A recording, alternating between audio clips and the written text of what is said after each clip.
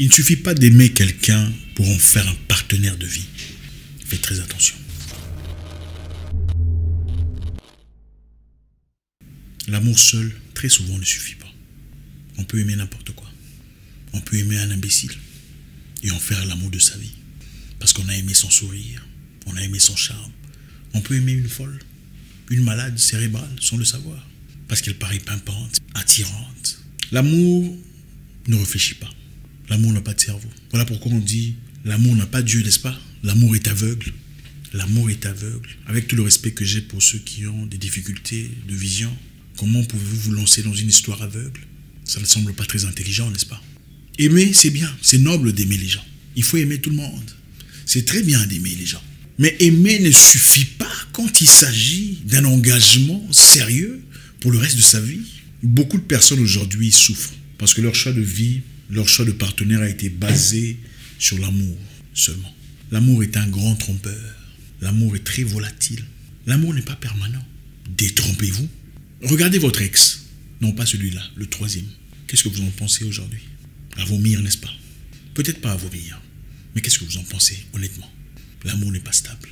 Ce que vous croyez ressentir aujourd'hui, demain, pourrait vous paraître comme la plus grosse saleté de la vie. Alors faites très attention. Quand vous rencontrez un homme dans votre vie, ne vous dites pas « Ah, je l'aime ». Estimez que vous êtes en train de rencontrer le probable père de vos enfants. Malheureusement, beaucoup de personnes regardent son attitude, son élégance. « Oh, il parle bien. Mon Dieu, tu as vu ses tendances. » Mettons ainsi de côté la vraie réalité, sa vraie identité, ses valeurs, ses idées, ses ambitions. On fait semblant de ne pas entendre. Très souvent, on vous donne des signes annonciateurs dès le départ, mais on fait semblant parce qu'on ne peut pas s'empêcher d'accepter ce qui est devant soi. Si vous êtes une femme et qu'aujourd'hui vous êtes incapable de parler à votre homme, le père de votre enfant, pour telle ou telle raison, enfin parce que vous ne vous comprenez pas, c'est fini entre vous. Arrêtez de dire que c'était un menteur, un voleur, un pervers narcissique, un manipulateur. Assumez votre situation. C'est vous qui avez gaffé. Vous avez mal joué. C'est très facile de dire, voilà, c'était lui, hein, de blâmer l'autre côté. Vous avez peut-être raison, il était peut-être un pervers narcissique, un menteur, un manipulateur, un trompeur, et tout ce que vous voulez. Mais assumez votre part. Posez-vous la question de savoir, comment est-ce que j'ai pu me faire avoir une fois de plus? Ça, c'est la question qu'il faut se poser. Et beaucoup de gens vous diront, ah, il y a des hommes qui jouent très bien leur jeu, d'accord. Mais il n'y a pas de crime parfait, ça n'existe pas. Sinon, la justice serait inutile. On laisse toujours des traces. Quand une personne vient vers vous avec des intentions, sa vraie identité le réclame quelque part, dans des très petites choses que très souvent nous choisissons. Vous les femmes, généralement, choisissez de ne pas prendre au sérieux. Il n'y a pas que les hommes qui sont fous. Il y a des femmes qui sont folles aussi. Des femmes pour lesquelles il faut porter une cuirasse de protection pour éviter un drame total et perpétuel dans sa vie. Aujourd'hui, je voudrais tirer attention. Vous avez des enfants ensemble et ça n'a pas marché entre vous. Quand vous choisissez quelqu'un dans la vie, on ne choisit pas une personne avec qui on passera le reste de sa vie. On choisit une personne avec laquelle, même si on se séparait, on pourrait, pour des raisons communes, communiquer, travailler pour garder la stabilité. Précisément celle des enfants, s'il y en a. On ne choisit pas une personne avec qui on passera le reste de sa vie. On choisit une personne qui, même si ça ne marche plus entre vous, on peut se dire bonjour, comment tu vas, comment ça se passe? Et je t'encourage, vas-y, fonce. C'est ça, la maturité. Malheureusement, aujourd'hui, on se focalise sur la beauté physique, le visage, hein, la tendance. Ah, il parle bien. Regardez, dans 3-4 jours, vous ne percevrez pas cette personne de la même façon, comme vous l'aviez perçue au départ. Après que vous soyez entré dans les toilettes après elle, ça ne sera pas la même façon. Ce qui est important, c'est que vous ressentez au-delà de tout ça, parce que ça viendra. Vous ne percevrez pas la personne de la même manière quand vous la voyez se réveiller le matin après qu'elle ait ronflé toute la nuit ou qu'elle ait la salive sèche ici autour de la bouche. Mais ce qu'il y a au-delà de tout ça, c'est le plus important. On n'épouse pas une personne pour son visage, pas pour son argent. L'argent vient et part. Le visage ne reste pas toujours le même. Regardez vos photos d'il y a 5 ans. Vous n'êtes plus la même personne. C'est vrai qu'il y a des gens qui bonifient avec le temps. Mais attendez, vous n'êtes plus la même personne. Tout le monde change. Le temps n'épargne personne. Sa situation sociale peut changer. On choisit une personne pour ses valeurs, ses idées profondes, son attitude, sa vraie identité. Malheureusement, aujourd'hui, c'est « Ah, il est beau. On va sortir ensemble. On va aller faire un tour. » Voilà pourquoi on fait des erreurs. Et après, quand vous êtes enceinte, on vous abandonne. « Ah, c'était un salaud. Il m'a manipulé. Il m'a sorti le grand jeu, tout le bazar. Et après, il a disparu. » Non, c'est vous. Désolé. Désolé de vous le dire. Je dois vous dire la vérité. Si je ne vous dis pas, j'aurais failli à ma mission. Je ne devrais pas être là pour vous dire ce que vous voulez entendre. Je dois vous dire l'autre côté de la vérité, qui est souvent désastreuse et pas géniale à goûter. Inspectez la personne. Si vos amis peuvent changer de côté, des gens proches, des gens que vous connaissez, peuvent soudainement devenir des étrangers et vous nuire, à combien plus forte raison un étranger que vous rencontrez dans les rues de Dakar, de Yaoundé, de Douala, d'Abidjan, de Libreville, de Kinshasa, de Kigali et tout le reste. Vous ne le connaissez pas. Quand vous rencontrez une personne, que ce soit un homme ou une femme, estimez que vous êtes en train de rencontrer le probable père ou la probable mère de vos futurs enfants. Les accidents arrivent. Du moment que vous savez que vous serez peut-être en intimité, écoutez, vous n'êtes pas protégé. La deuxième chose ici, c'est si vous avez un enfant avec quelqu'un, épargnez cet enfant de vos drames. L'enfant n'était pas là quand vous vous êtes pris à l'écart pour faire ce que vous aviez fait et tout ce qui est arrivé est arrivé. Épargnez cet enfant. Ne vous servez pas de l'enfant pour nuire à l'autre. Ce n'est pas à l'autre que vous nuisez. Vous nuisez à l'avenir de cet enfant, qui sera probablement instable, comme la majorité des Noirs américains aux États-Unis. Finalement deviendra un bandit ou finira en prison, ou deviendra une fille très facile, cherchant l'amour venant des gens dans les rues, et finissant aussi ainsi avec un enfant. Épargnez vos enfants de vos problèmes personnels. Vos enfants n'étaient pas là. Chaque enfant a besoin de son père. Qu'il soit malade, qu'il soit fou, qu'il soit instable, du moment que c'est bien supervisé, et qu'il n'y a pas transfert de venin, chaque enfant a besoin de son père. On ne jette pas les conseils de son père seulement parce qu'il est ivrogne. On ne dit pas « papa va là-bas » parce que papa est ivrogne, il tombe dans les rues. Votre père pourrait être ivrogne, mais ce qui sort de sa bouche à votre égard reste la pure sagesse. Faites très attention. Accordez à vos enfants, surtout aux garçons si vous en avez, l'opportunité de passer du temps avec leur père. Oui, je sais, il y a des femmes ici qui assument tous les rôles à la fois. Elles sont très fortes. On vous salue d'ailleurs et on vous respecte. Vous êtes la maman, vous êtes le papa. C'est noble, avec tout le respect possible.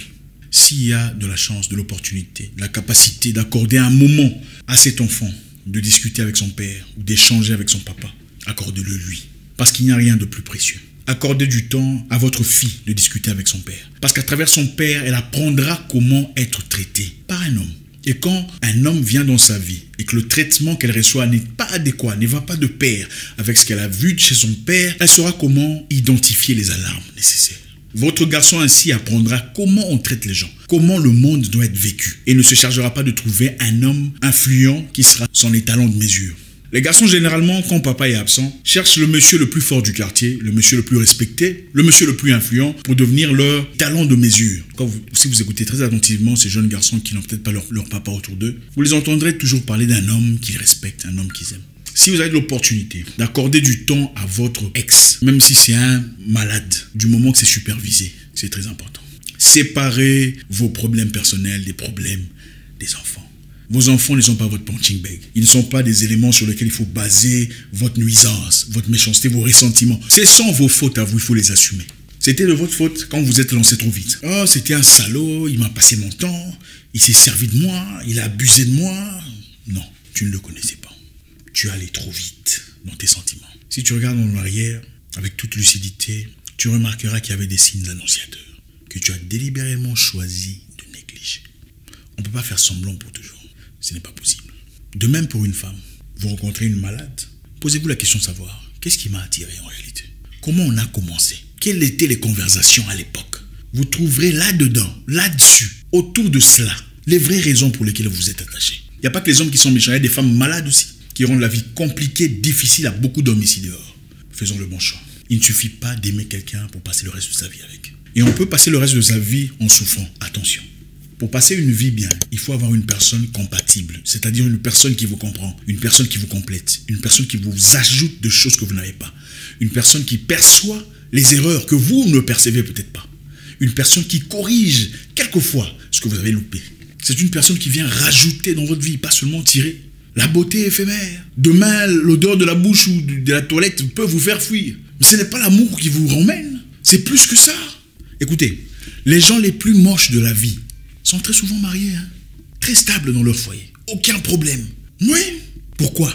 Parce que la beauté n'est pas ce qu'on voit toujours dans le visage ou ouvertement. La beauté est beaucoup plus profonde que ça. Je ne sais pas si ça vous est arrivé, certainement. Vous sortez avec une personne qui ne paraît pas tout à fait votre style de personne. Mais avec le temps, progressivement, vous commencez vraiment à l'aimer. Vous commencez vraiment à sentir, waouh, mais c'est génial cette personne. Pourquoi? Aucune personne n'est vilaine. Quand vous la connaissez, il n'y a plus de vilain. Ça n'existe pas. Le problème que les gens veulent, c'est qu'ils frappent à l'heure. immédiatement. Voilà pourquoi on ne filtre plus correctement ce qui doit être filtré. Écoutez, on ne se met pas avec quelqu'un pour aujourd'hui. On se met avec quelqu'un pour demain. C'est-à-dire, demain, si on se prend la tête sérieusement, est-ce qu'on peut communiquer? Si on se prend la tête sérieusement, est-ce qu'on peut être là pour essayer d'ajuster ou de trouver des solutions quand ça nous regarde nous deux? On se met avec quelqu'un qui, l'entente, surplombe sur l'ego. Parce qu'il y a des gens qui vous laisseront mourir par ego. C'est-à-dire, quelque chose de mal vous arrive, ils ne vous diront pas à cause de leur ego. Ça, ce n'est pas l'amour. L'amour, le sérieux, le mariage inclut aussi la maturité. Donc l'amour seul ne suffit pas. Il faut le caractère, les valeurs, quelqu'un avec qui on peut parler. Écoute, on n'est plus ensemble, mais il y a un emploi ici. On cherche quelqu'un qui a des qualifications. Pourquoi tu ne vas pas essayer? C'est ça, le véritable amour, qui est souvent associé à la maturité et les valeurs, que beaucoup de gens négligent malheureusement. Parce que les gens aiment ce qu'ils voient. Ah, il a une grosse voiture, tu as vu ça? Matérialisme. Les gens aiment pour l'argent. Il faut le dire. C'est l'argent, c'est l'image, la réputation. Il est connu. C'est pour ça qu'on aime. Il faut dire la vérité. Les gens n'aiment pas les valeurs. Les gens aiment ce qui brille. Est-ce qu'il va m'offrir un iPhone? Ah, lui aussi, qu'est-ce qu'il fait dans la vie? C'est ça le problème. Il ne suffit pas de ce qu'il fait dans la vie, ce n'est pas votre problème. Votre problème, c'est comment il va vous traiter quand vous aurez des problèmes. C'est là que se situe la vraie réalité. Comment te traitera-t-il quand vous aurez des problèmes? Pour connaître la vraie réalité, la vraie identité d'une personne, regardez comment il vous traite quand ça ne marche pas entre vous. Tout le monde peut vous traiter comme un roi ou comme une reine quand tout va bien. Même le serpent traite bien ses enfants. Vous voulez vraiment connaître quelqu'un, regardez comment il vous traite quand vous n'êtes pas en bonne communication. C'est là où il y a la vérité. Quand une personne ne fait pas pour vous ce qu'il fait régulièrement, seulement parce que vous avez un problème, ce n'est pas une bonne personne. Une personne bonne dans son âme, vous traite de la même manière, même si vous ne vous entendez pas. Il te dira, voilà l'argent que je te donne chaque semaine, je te le donne, même si on a des problèmes, prends ton argent. On trouvera certainement une solution. Celui qui est gentil avec toi, parce que vous êtes bien, et méchant quand ça ne va pas, ensuite redevient bien quand vous êtes bien, ce n'est pas quelqu'un de bien. Elle ne vous aime pas, elle s'aime elle-même. Elle aime sa situation autour de vous, ce n'est pas vous qu'elle aime. Faites très attention.